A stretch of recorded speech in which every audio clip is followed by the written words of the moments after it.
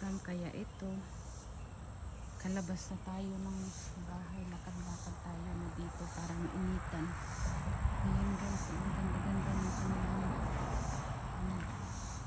ng kanilang bulaklak. Oh, ang ganda ng sunflower. Tingnan nyo naman yan kung gaano yan kataas from dito sa ano, dyan.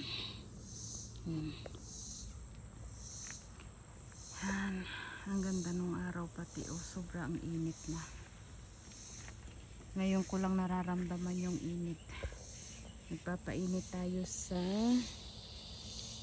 ano, para uminit-init yung ating pakiramdam.